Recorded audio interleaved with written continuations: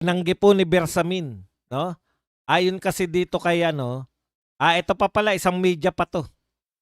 Si Constantino pa rin, no? Political strategist Alan Herman. Ito ang basa nila na naganap after na si Senator Amy Marcos. Ang dami ko na naringgan nito. Ayon sa kanila, lalo daw nasira si Amy Marcos. Lalo daw po siyang nasira na wala na raw. Pati, eto malupit pati yung mga pro Duterte ay nadismaya kay, kay Amy Marcos. Saan kaya kumukuha tong mga political analyst na to? Sa guni-guni na yata to kumukuha Itong Alan Herman. Ang sabi nila, nadismaya pati yung mga pro Duterte dahil ang iniisip daw ng mga pro Duterte ngayon, kung yung kapatid nga kayang traidorin, tayo pa. Alam po ninyo, napakalaki po ng movement ng pro Duterte. Wala pong isang tao na may kakayahang mag-traitor sa pro Duterte. Naintindihan nyo ba yun? Sanay kami sa Duterte camp na may iba-ibang utak ang mga tao. Ang mga Duterte supporters, may mga iba-ibang utak. May mga grupo nila Banatbay, may mga grupo na mga namin. Yung mga di ba? Mga berador, may mga kulto ni Digong, may mga maharlika, may mga sanay po kami na iba-iba po utak ng mga Duterte. Hindi nga kami naguguluhan Merong mga pro Duterte na sa Liwasang Bonifacio nagrarally. Merong pro Duterte na naroon sa Gate 4 ng EDSA. Meron Camp Aguinaldo. Meron dito sa alam po namin kung ano-anong grupo. Pero wala ni isang grupo na yan yung sasabihin mo na natatakot kami kay Amy Marcos na baka traidorin niya kami.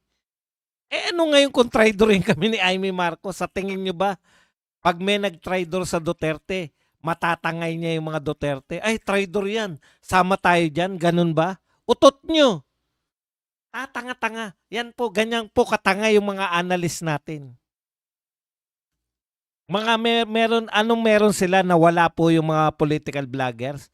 Meron lang silang prop sa kanilang unahan ng pangalan. Professor ganun, professor ganun. Utot nyo. Saan kayo nakakita na nadismaya yung mga Duterte supporters kay Amy Marcos? Tuwan-tuwa kami lahat. Lahat ng grupong Duterte, tuwan-tuwa kami dahil binunyag ng kapatid. Yung kanyang kapatid. Tingin ba namin kay Amy, namin, savior namin, siya ba pinuno namin? Hindi.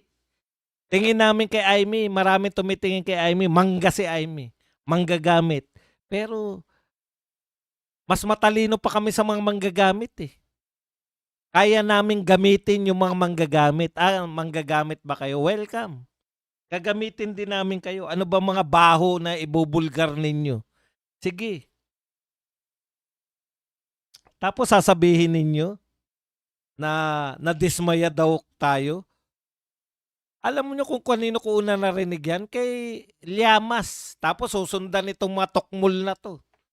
Nadismaya yung mga Duterte supporter. Hindi pala kay Llamas, kay Gadon ko yata. Basta isa dyan sa mga nagpapanukala sa inyo. Sino maniniwala sa inyo? Na nadismaya kami kay Amy Marcos, binulgar niya, adik si BBM, kami nadismaya. Hindi ko na maintindihan yung utak nyo. Naniniwala sa inyo na nadismaya tayo kay Amy? Utot nyo. Tapos dahil natatakot daw tayo. Dahil daw tayong mga Duterte, eto paliwanag ng mga tokmol tayo daw mga Duterte, hindi raw dismayado tayo kasi kung yung kapatid nga kayang traidorin, tayo pa. Ano naman kung traidorin nyo kami? Duterte pa rin kami. Alam niyo ba yung ibig sabihin ng Duterte? Ang sinusundan namin, Duterte. Kahit sino sa mga leader namin na hindi Duterte, trumaydor sa Duterte, isusumpa namin yan. Remember Tolentino? Anong ginawa namin kay Tolentino? May sumunod ba kay Tolentino? Ay, si Tolentino, Duterte yan ah. Tinakwil si Duterte. Mag-Tolentino tayo. Anong logic nyo? Tagal namin pinaglaban yung mga Duterte, tapos may papasok. Sabi, follower kami ni Duterte. Tapos sa ayaw na namin kay Duterte, sama kayo. Utot mo.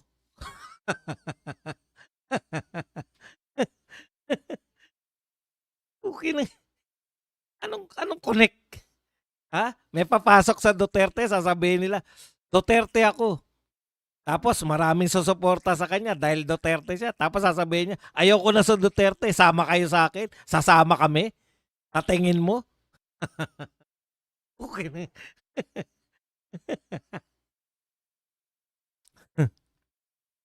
Hindi po yan. Hindi kami mga tanga. Mga Duterte supporters kami. Pero hindi kami katulad nyo na sunod-sunuran. Mga obobs kasi itong mga to eh. Okay. Punta tayo rito kay Bersamin. Kaya yan, mali po.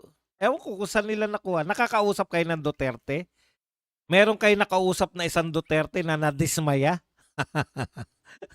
Ngayon lang po ako nakarinig na yung mga Duterte nakapakinig, ay nadismaya kami. Bakit? Sinabi ang adik si BBM. Yun nga, sa mga hindi po nakakalam, yan yung matagal na naming gustong marinig kay Amy Marcos. 'Di ba? Yan yung mga sinasabi ng mga dudang-duda kay Marcos, kay Amy.